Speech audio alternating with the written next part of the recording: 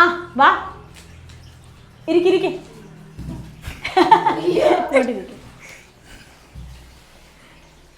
എന്തുണ്ട് വിശേഷം? ഞാനേ ഇവിടെ നിന്ന് ഇവൻ്റെ ഇടയ്ക്ക് റുബിക്സ് ക്യൂബ് പഠിച്ചുകൊണ്ടിരിക്കുവായിരുന്നു.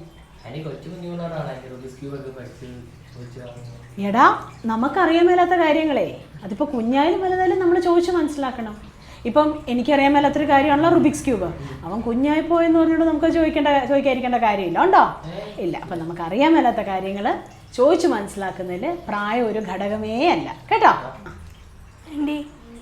ആ വാ വളെ.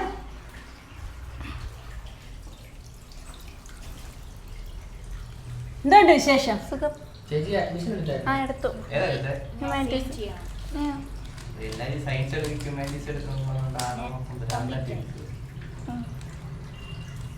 എന്താണ് ഇവിടെ ഒരു കൂലങ്കഷമായ ചർച്ച? ആൻറ്റി ഞങ്ങൾ കുറച്ച് കൺഫ്യൂഷൻ. 10ാം ക്ലാസ്സിൽ ഏത് സ്ട്രീം എടുക്കണ്ടെന്ന് പലരും പറഞ്ഞു. Science, commerce, maths. വീട്ടിലിരുന്നാലും പുറത്തിറങ്ങിയാലും ആ ഒന്നും ചോദിക്കേ സ്ട്രീം ഏതാ എടുക്കുന്നു. എടുത്തില്ലെന്ന് പറഞ്ഞാൽ അതെടുക്ക് ഇതെടുക്ക്. ഇത്ര നാളെ 10ാം ക്ലാസ്സിന് മാത്രമേ ഉള്ളൂ. ആകെ മൊത്തം ഭ്രാന്തായിട്ട് ഇരിക്കുക. എന്റെ കൺഫ്യൂഷൻ മാറ്റി തരുമോ?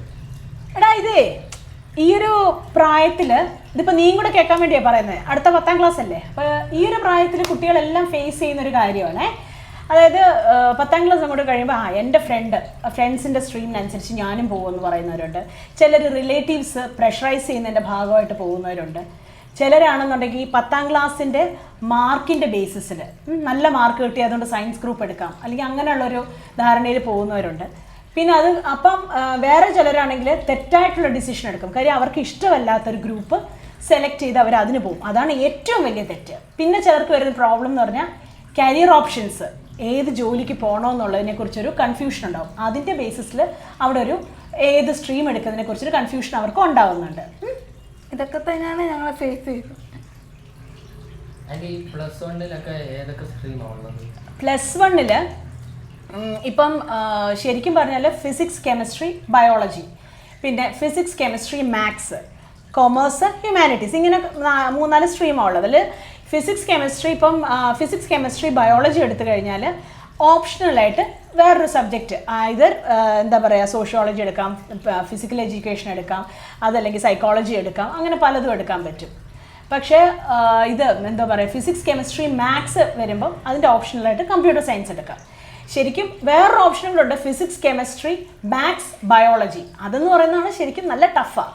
പിന്നെ വേറൊരെണ്ണമാണ് കൊമേഴ്സ്, അത് അക്കൗണ്ടൻസി. അതൊക്കെ അറിയാമല്ലോ നിങ്ങൾക്ക്. അക്കൗണ്ടൻസി പിന്നെന്താ അതിനകത്ത് മാത്സും വരുന്നത് കൊണ്ട് ഇല്ലാത്തത് കൊണ്ട് അതിന് വേറെ ഓപ്ഷണൽ സബ്ജക്ട്സ് ഉണ്ട്.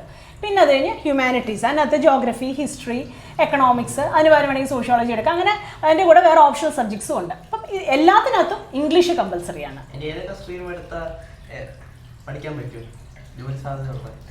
മോന ഇപ്പം നമ്മൾ ശരിക്കും പറഞ്ഞാൽ സ്ട്രീം സെലക്ട് ചെയ്യുന്നതിൽ ശ്രദ്ധിക്കേണ്ട കാര്യങ്ങൾ എന്താണെന്ന് വെച്ചാൽ 2 രീതിയാണ്.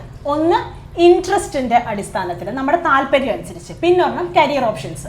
അതായത് നമുക്ക് ഭാവിയിലേക്ക് ഏത് ജോലിക്ക് പോകണമെന്ന് നിങ്ങൾ ആരും ഡിസൈഡ് ചെയ്തിട്ടില്ല. ഇപ്പം നമ്മൾ ഡിസൈഡ് ചെയ്തിട്ടില്ല എന്നുണ്ടെങ്കിൽ നമ്മുടെ താല്പര്യത്തിനനുസരിച്ചൊരു സ്ട്രീമാണ് എടുക്കേണ്ടത്.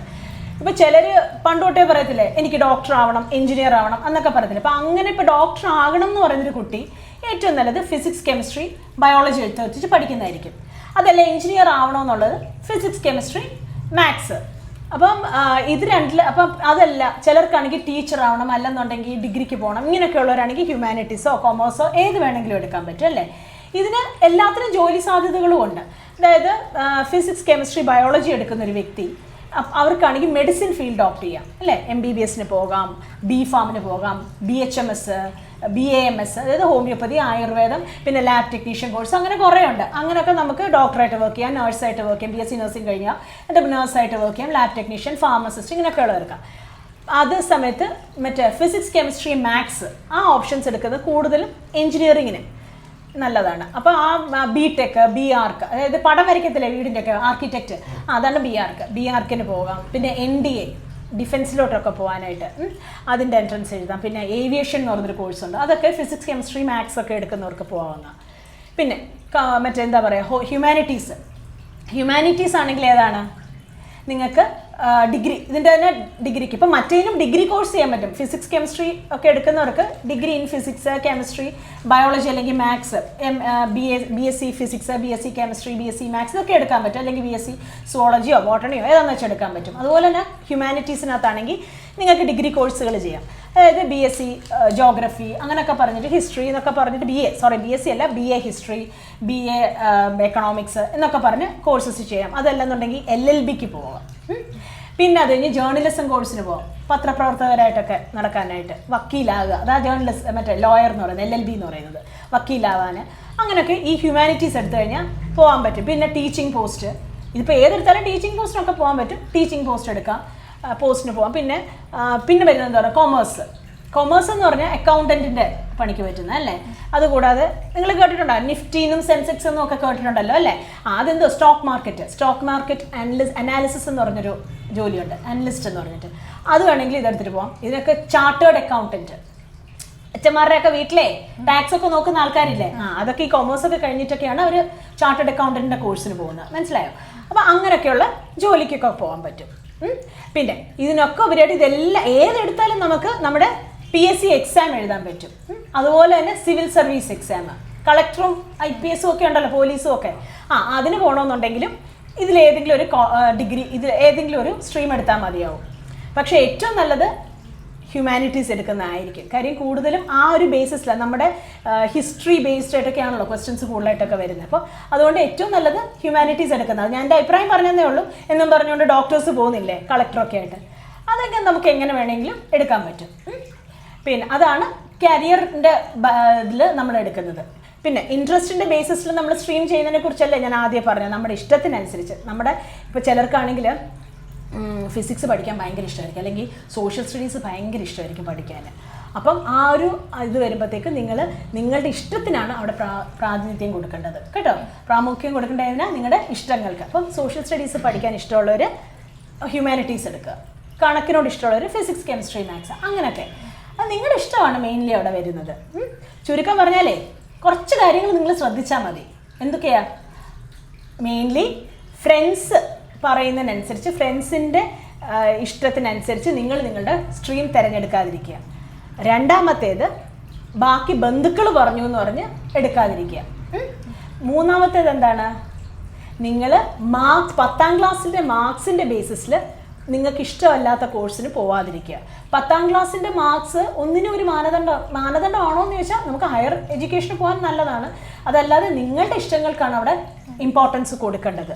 അല്ലാതെ എനിക്ക് ഫിസിക്സിന് കൂടുതൽ മാർക്ക് കിട്ടിയെന്ന് പറഞ്ഞാൽ ഇഷ്ടമല്ലാത്ത ഫിസിക്സ് എടുക്കാൻ പോയേക്കരുത്. പിന്നെ ഇതിലൊക്കെ ഉപരിയായിട്ട് നിങ്ങൾ നിങ്ങളുടെ പേരൻസിനെ പറഞ്ഞ് കൺവിൻസ് ചെയ്യണം, എനിക്ക് ഇന്നതിന് പോകണം എന്നുള്ളത്. എനിക്ക് ഇതിന് പോയാൽ എനിക്ക് ഇങ്ങനെയുള്ള ലക്ഷ്യങ്ങളുണ്ടെന്ന് പറഞ്ഞ് പേരൻസിനെ കൺവിൻസ് ചെയ്യണം കേട്ടോ. പിന്നെന്താണ്, നമുക്ക് ആദ്യം എന്താ വേണ്ടത്? നമുക്ക് നമ്മളെ മനസ്സിലാക്കുകയാണ് വേണ്ടത് അല്ലേ. നമ്മളെ മനസ്സിലാക്കി, നമ്മുടെ പാഷൻ മനസ്സിലാക്കി, അതായത് നമ്മുടെ ഇഷ്ടങ്ങൾ മനസ്സിലാക്കി നമ്മൾ കോഴ്സ് തിരഞ്ഞെടുക്കണം. അല്ലാതെ ആരും പറയുന്നത് കേട്ട് ഫോഴ്സ്ഡ് ആയിട്ട് ഒരു കോഴ്സും ഒരു സ്ട്രീമും ഒന്നും തിരഞ്ഞെടുക്കല്ല. ഞാൻ ഈ 11ൻ്റെയും 12ൻ്റെയും കാര്യം മാത്രമല്ല ഈ പറയുന്നത്. അങ്ങോട്ട് മുന്നോട്ട് നിങ്ങൾ പോകത്തില്ലേ. അപ്പോൾ അങ്ങനെ വരുമ്പോഴും നിങ്ങളുടെ ഇഷ്ടത്തിനനുസരിച്ചുള്ള കോഴ്സാണ് സെലക്ട് ചെയ്യേണ്ടത് അല്ലേ. നമുക്ക് ഇഷ്ടമല്ലാത്തൊരു കാര്യത്തിന് നമ്മൾ പോയി ജോയിൻ ചെയ്തിട്ട് പിന്നെ കഷ്ടപ്പെടുന്നതിൽ നല്ലതല്ലേ. നമുക്ക് ഇഷ്ടമുള്ള കാര്യങ്ങൾ നമ്മൾ ചെയ്യണം. മനസ്സിലായോ? അപ്പം ഈ ഒരു കുട്ടി വീഡിയോ നിങ്ങൾക്കും ഇഷ്ടപ്പെട്ടിട്ടുണ്ടെങ്കിൽ നിങ്ങൾ ലൈക്ക് ചെയ്യുക, ഷെയർ ചെയ്യുക, കമൻറ്റ് ചെയ്യുക. അപ്പോൾ ഞങ്ങളുടെ വീഡിയോ ചാനലിൻ്റെ പേര് മന്ത്ര ഫോർ യു. ടാറ്റാ.